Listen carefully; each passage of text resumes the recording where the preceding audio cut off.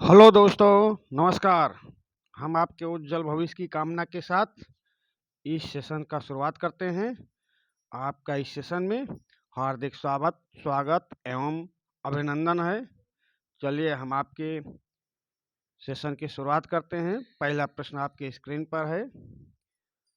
France के शासक Louis 14वें को कब फांसी पर चढ़ाया गया? फ्रांस के शासक लुई 14वें को कब फांसी पर चढ़ाया गया? ये आपको बताना है। ये 1793 में चढ़ाया गया, या 1791 में, या 1789 में, या इनमें से कोई नहीं। उत्तर देने का प्रयास करेंगे। फ्रांस के शासक लुई 16वें को कब फांसी पर चढ़ाया गया? बताने का प्रयास करें और सेशन के लास्ट में कमेंट द्वारा बताएंगे कि आपके कितने प्रश्न सही हुए। चलिए हम बताते हैं। फ्रांस के शासक लुई 16वें को फांसी पर 1793 में चढ़ाया गया भाई। 1793 में, 1789 में तो फ्रांसीसी क्रांति हुई है।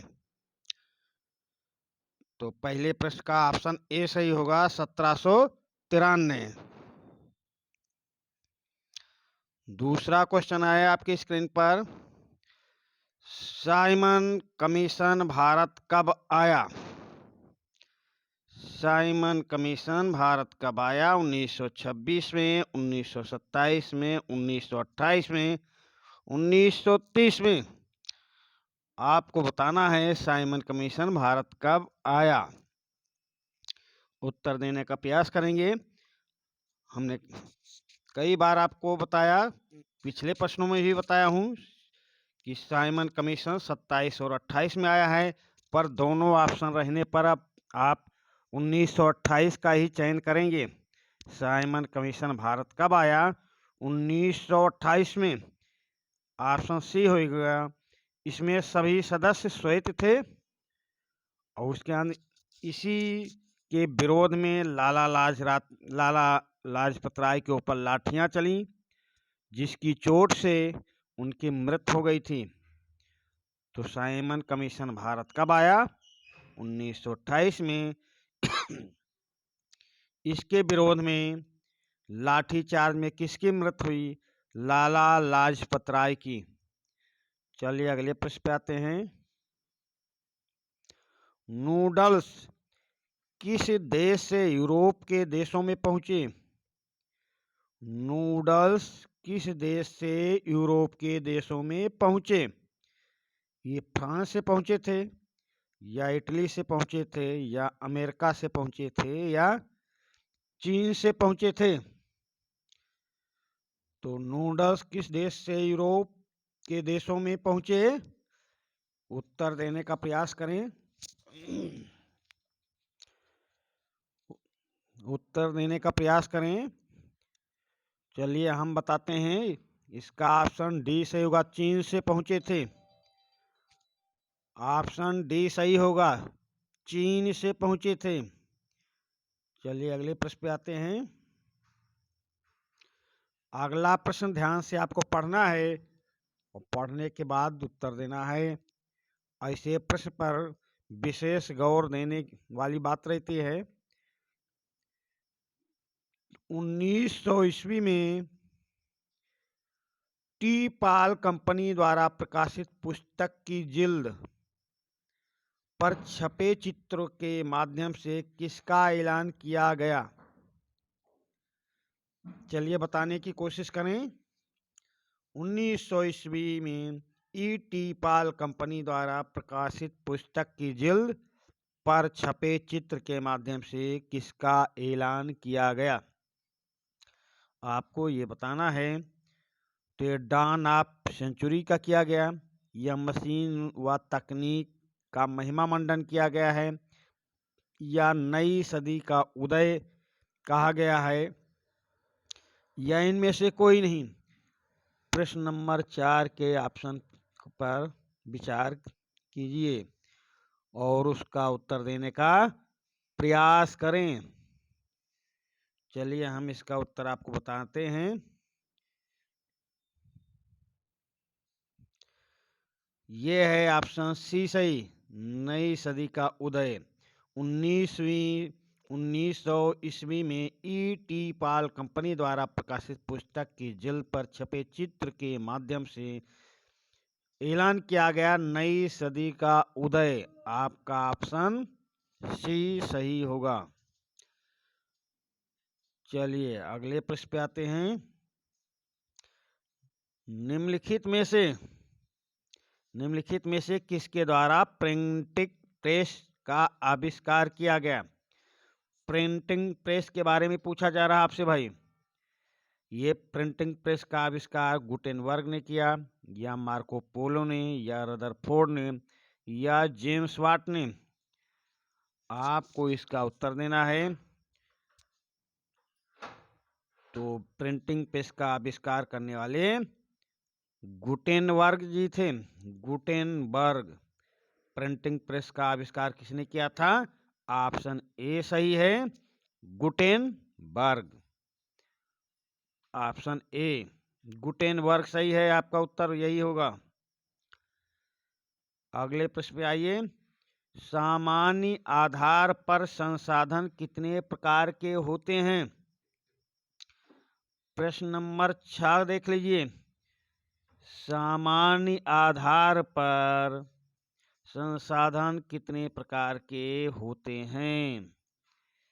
1 या 2 या 3 या 4?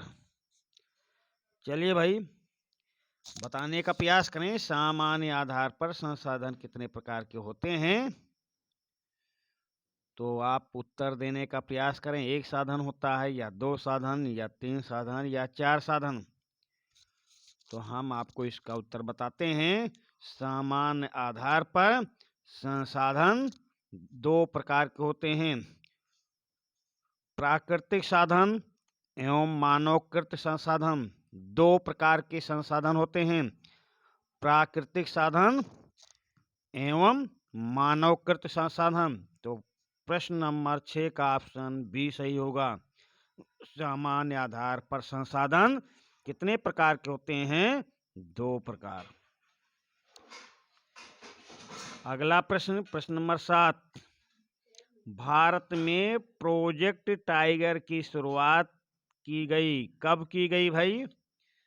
क्या 1973 में की गई थी, या 1972 में की गई थी, या 1952 में, या 1990 में? भारत में प्रोजेक्ट टाइगर की शुरुआत कब की गई है? प्रश्न नंबर 7 का उत्तर दें। भारत में प्रोजेक्ट टाइगर की शुरुआत कब की गई है?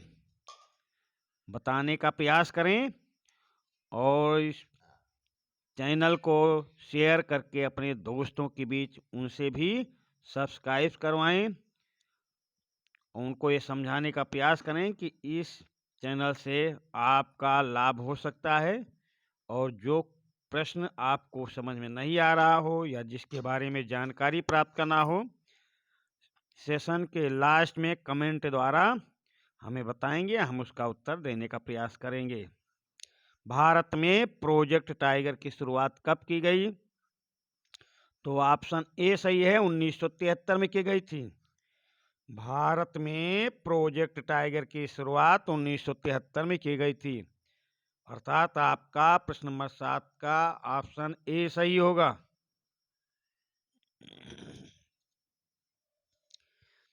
अगला प्रश्न पे आ जाइए। निम्नलिखित में से कौन सा जल सर्वाधिक खारा होता है? प्रश्न नंबर 8 देख लीजिए भाई। निम्नलिखित में से कौन सा जल सर्वाधिक खारा होता है? ये वर्षा का जल है, या अधोभौमिक जल है, या समुद्री जल है, या नदी का जल है? आपको इसका उत्तर बताना है। कौन सा जल सर्वाधिक खारा होता है?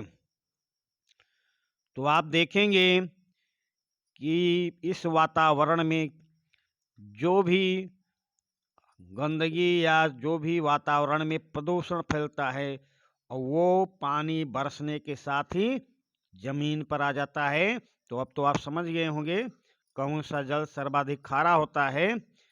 ये वर्षा का जल सर्वाधिक खारा होता है, वर्षा का जल। प्रश्न नंबर 8 का ऑप्शन ए सही होगा। सर्वाधिक खारा जल वर्षा का जल होता है। धातु की सर्वाधिक मात्रा वाला लौह अयस्क कौन है? धातु की सर्वाधिक मात्रा वाला लौह अयस्क कौन सा है? प्रश्न नंबर 9 का उत्तर बताएं। प्रश्न नंबर 9 का उत्तर बताएं। धातु की सर्वाधिक मात्रा वाला लौह अयस्क कौन है? मैग्नेटाइट या हीमेटाइट या लिमोनाइट या सिंडेराइट? उत्तर देने का प्रयास करें भाई।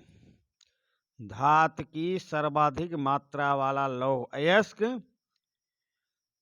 बताने का प्रयास करें। चलिए हम बताते हैं। धातु की सर्वाधिक मात्रा वाला लौह अयस्क मैग्नेटाइट है भाई, मैग्नेटाइट। आपका ऑप्शन ए सही होगा। भारत का सबसे अधिक विदेशी व्यापार किस देश के साथ होता है? प्रश्न नंबर 10 देखिए। भारत का सबसे अधिक विदेशी व्यापार किस देश के साथ होता है? क्या अमेरिका के साथ होता है, या बेल्जियम के साथ, या ब्रिटेन के, या जर्मनी के? आप उत्तर देने का प्रयास करें। भारत का सबसे अधिक विदेशी व्यापार किस देश के साथ होता है? उत्तर दीजिए। चलिए हम इस प्रश्न का उत्तर बताते हैं आपको। भारत का सबसे अधिक विदेशी व्यापार अमेरिका के साथ होता है। ऑप्शन ए सही है। चलिए अगले प्रश्न पे आते हैं।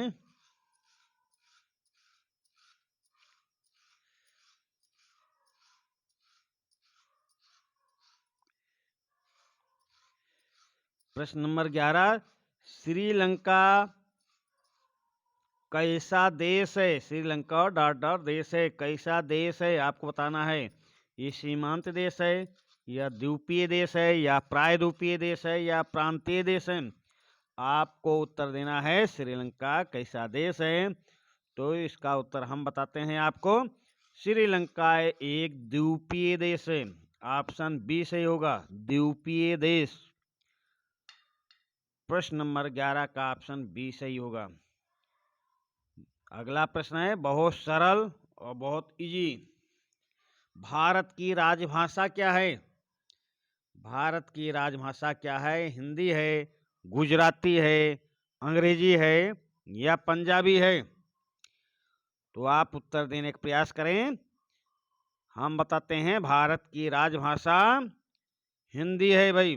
भारत की राजभाषा हिंदी है। प्रश्न नंबर 12 का ऑप्शन ए सही होगा।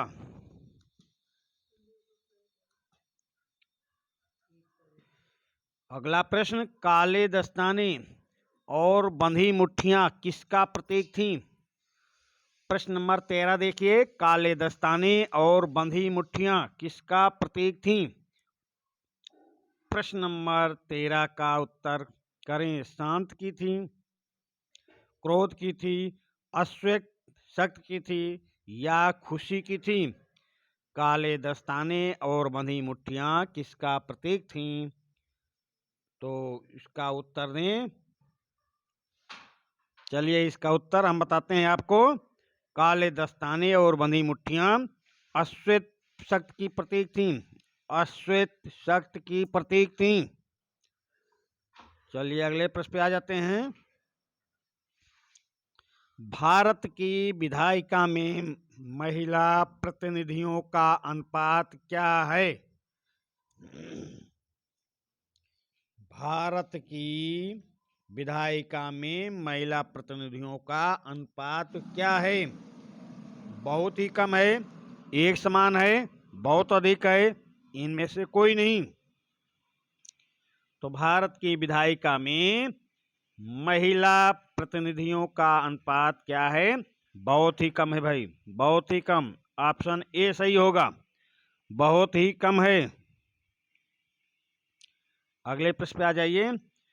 दबाव समूह सरकारी नीतियों को किस प्रकार प्रभावित करते हैं? प्रश्न नंबर 15 देखिए। दबाव समूह सरकारी नीतियों को किस प्रकार प्रभावित करते हैं? नियंत्रण द्वारा, एकजुटता द्वारा, संगठन द्वारा, इनमें से कोई नहीं। तो प्रश्न नंबर 15 का उत्तर देने का प्रयास करें। दबाव समूह सरकारी नीतियों को किस प्रकार प्रभावित करते हैं? ये नियंत्रण द्वारा करते हैं, या एकजुटता द्वारा, या संगठन द्वारा, या इनमें से कोई नहीं? उत्तर दें भाई। चलिए हम आपको बताते हैं। दबाव समूह सरकारी नीतियों को एकजुटता द्वारा प्रभावित करते हैं। ऑप्शन बी सही होगा। अगला प्रश्न, प्रश्न नंबर 16। शपथ पत्र क्या है? प्रश्न नंबर 16 देखिए। शपथ पत्र क्या है? गोपनीय आलेख, व्यक्तिगत सूचना आलेख, विश्वसनीय आलेख, या ये सभी? प्रश्न नंबर 16 का उत्तर देने का प्रयास करें। शपथ पत्र क्या है? चलिए हम आपको बताते हैं। शपथ पत्र गोपनीय आलेख है भाई, गोपनीय आलेख। प्रश्न नंबर 16 का ऑप्शन ए सही होगा। चलिए अगले प्रश्न पे आते हैं। मानव विकास सूचकांक 2022 में भारत का स्थान, आपसे पूछा जा रहा है मानव विकास सूचकांक 2022 में भारत किस स्थान पर है? प्रश्न नंबर 17 को ध्यान से पढ़ेंगे। आपसे पूछा जा रहा मानव विकास सूचकांक 2022 जो प्रकाशित हुआ, उसमें भारत कौन से स्थान पर है? ये 131वां स्थान पे है, या 160वें स्थान पर है, या 150 स्थान पर है, या 140 स्थान पर है? आप प्रश्न नंबर 17 का उत्तर देने का प्रयास करें। तो मानव विकास सूचकांक 2022 में प्रकाशित रिपोर्ट के अनुसार भारत 131वें स्थान पर है, 131वें स्थान पर है। चलिए प्रश्न नंबर 18 देख लीजिए। निम्नलिखित में से किसे प्रच्छन्न बेरोजगारी के नाम से भी जाना जाता है? प्रच्छन्न बेरोजगारी के नाम से भी जाना जाता है। इसका उत्तर आपको देना है।